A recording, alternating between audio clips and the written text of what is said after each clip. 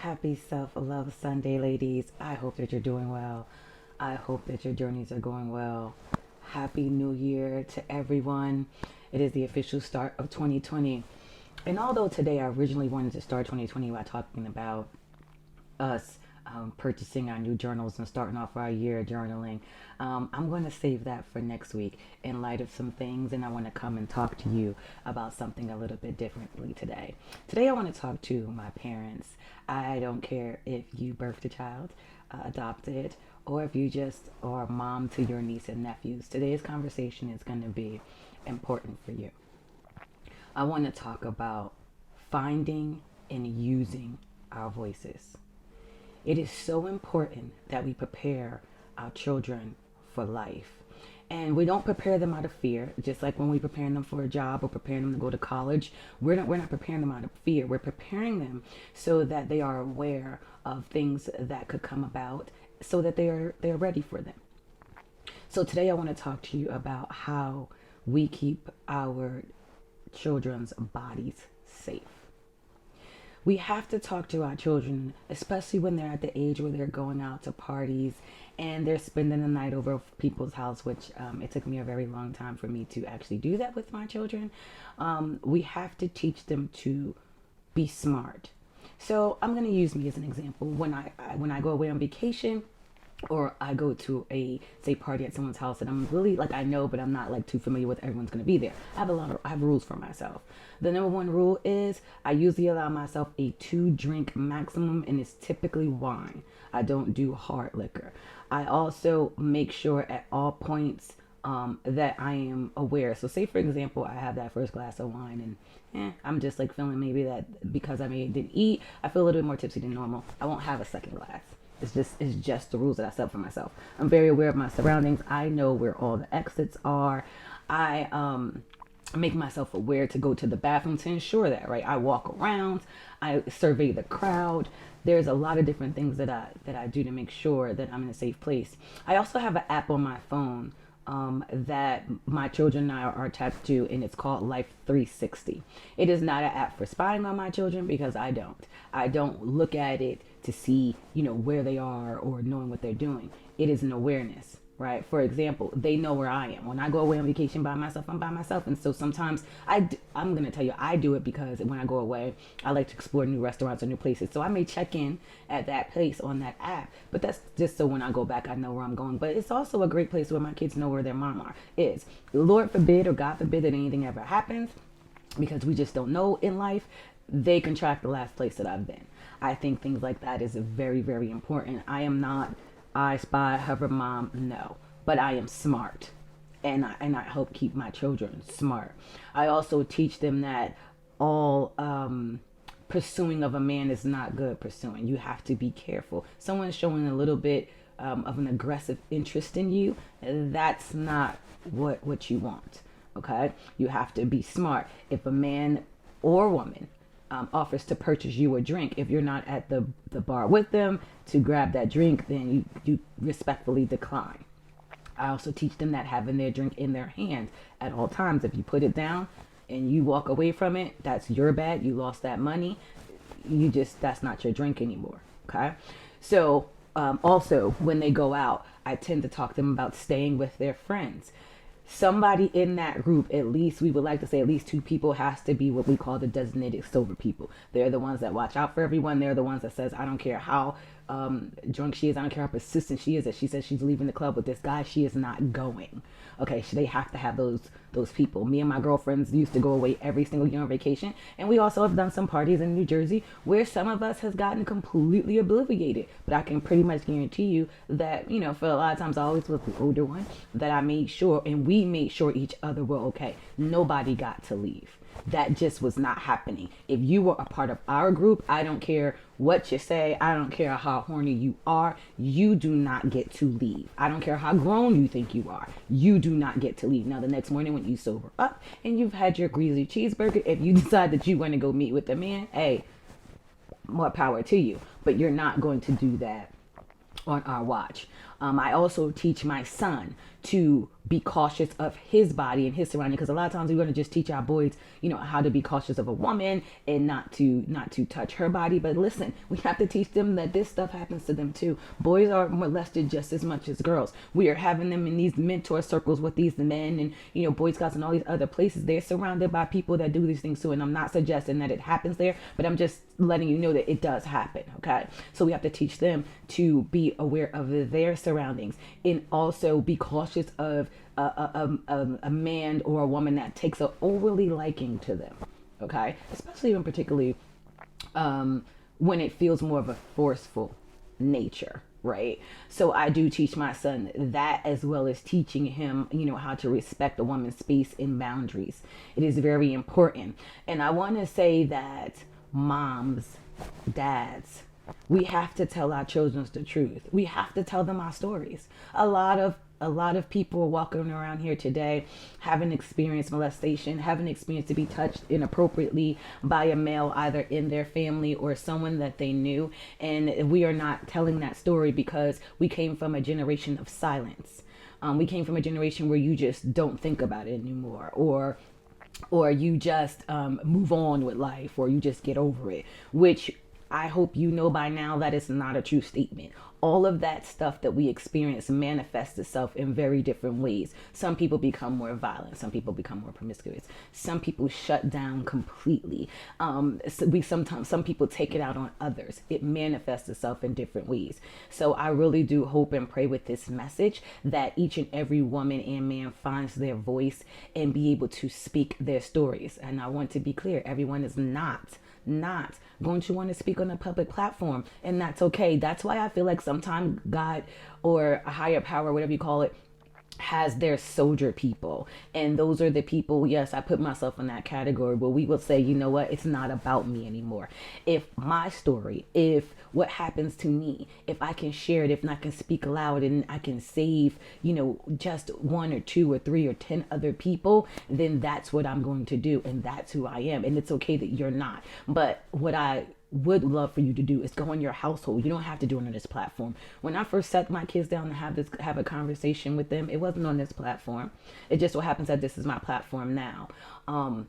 I remember when a good friend of mine, Kasim, was living, and we had that very same conversation about how his story, I believe that it was such a what I like to call like a beautiful muse of how you transition and transform in life.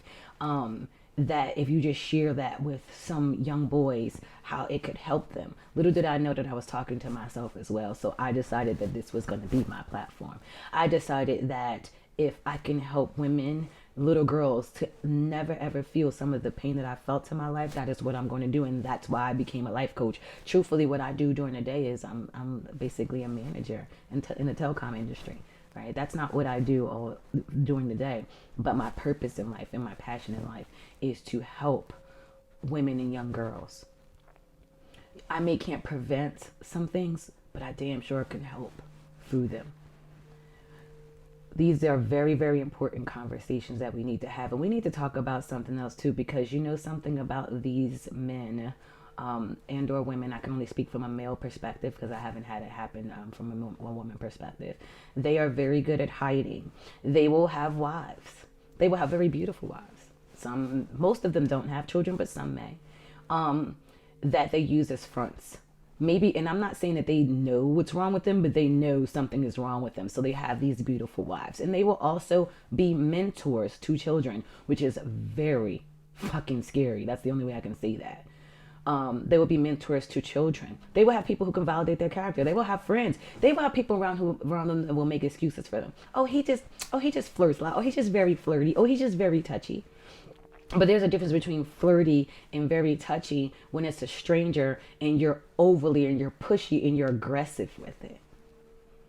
But they will have people in their lives that will make excuses for them every step of the way. 9 times out of 10, if they are adults doing this, they have done it when they were younger. But there's people that have made excuses for them.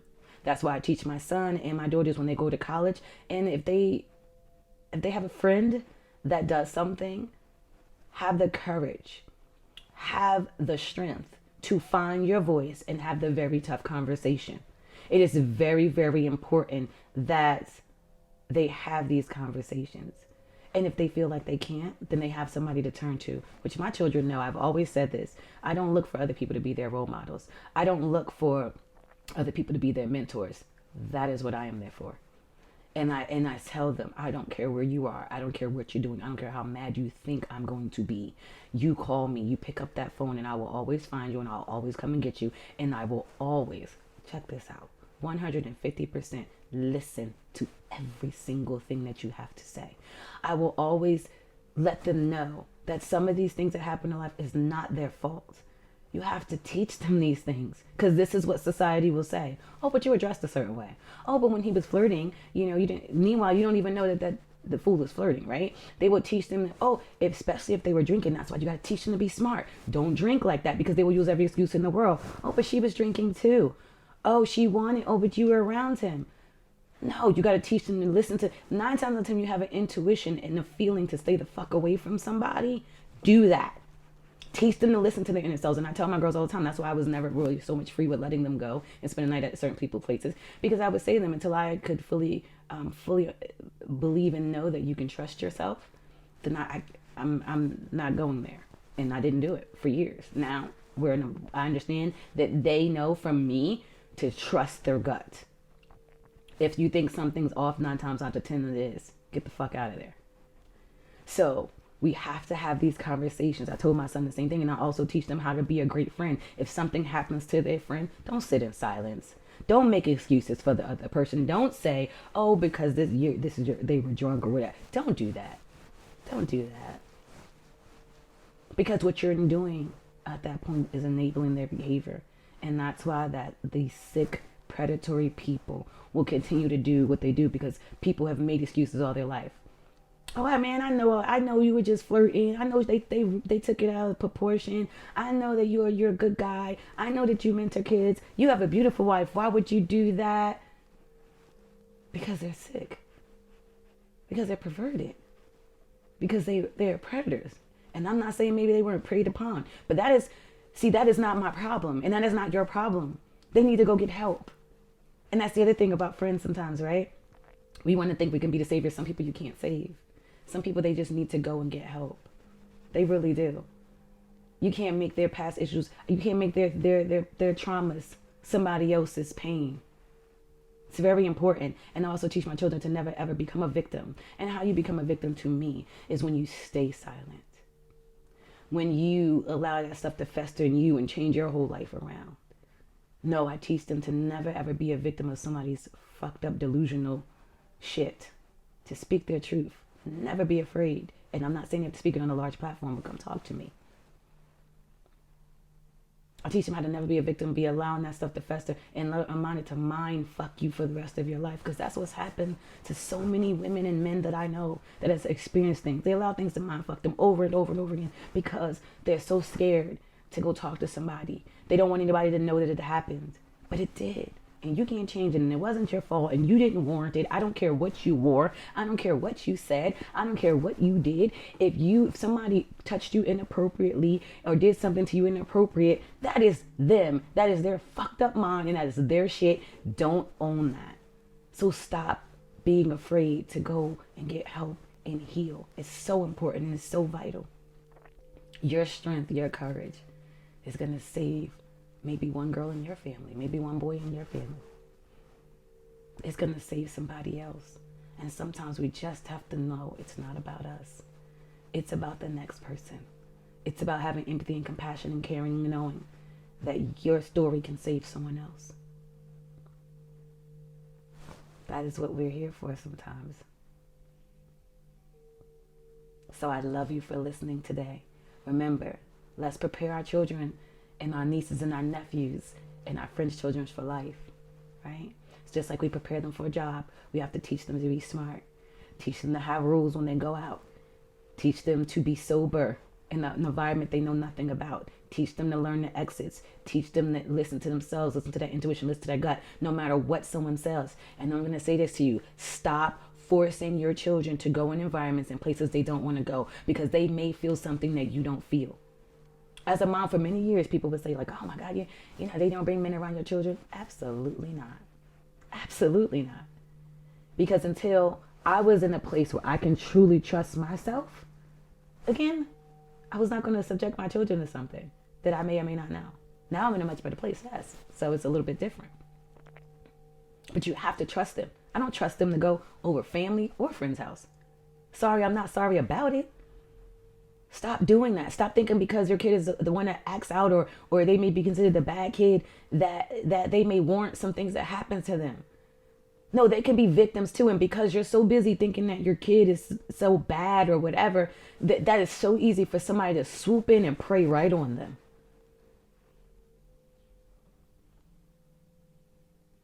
And I know it's hard. I've had hard children.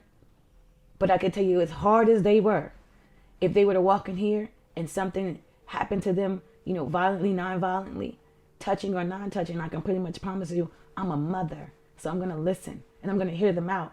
And I'm not going to always side with someone else or what someone else is saying. Because they can be victims too. And 9 times out of 10, because they live in a household where people consistently say that they're bad and consistently, put them in certain spaces with certain people and places, a predator picks that right on up. Oh, they're not as loved or they don't feel loved. So I'm going to show them a little bit of extra special attention before they swoop in and do what they do. So it's very, very important to stop believing our children. I know we have some difficult ones, but do what you need to do. That's why they have family therapy. They have so many different avenues, so many different ways you can work to stretch to work with each other. But the one thing they always have to know is that they can always, always depend on you, the parent. You have to be the role model. Sorry. You have to be that constant for your children when they're growing up. As adults, it gets different. It's a different relationship. But it has to be you. You have to prepare them for the world. The school is not going to do that. School doesn't really prepare them for the world anyway. We complain about so many things, but we stand in the power to help change the dynamics of it. There's so many conversations that need to be had. Get in your household and do it. This doesn't have to be your way. Share your stories. I know it's hard, but that's also how you no longer become a victim to that person. They no longer get to mind fuck you because you get to tell it. You get to speak it. You get to say it out loud. It's very, very freeing. Get the help you need so you can heal, so you can trust yourself again. So that when people are around you, you can really trust that intuition and know who's really around you. I love you for listening. Thank you, because this is a very, very deep, but very, very needed conversation. So I appreciate you. We will be back next Sunday to talk about some things for the new year. But I decided to change before. I thought the theme for the new year was going to be the year of abundance, which that can still be. But this is going to be, and I officially have thought about this over and over again, this is going to be a year of finding and using our voices. Have a very, very, very, very lovely rest of the day. I love you.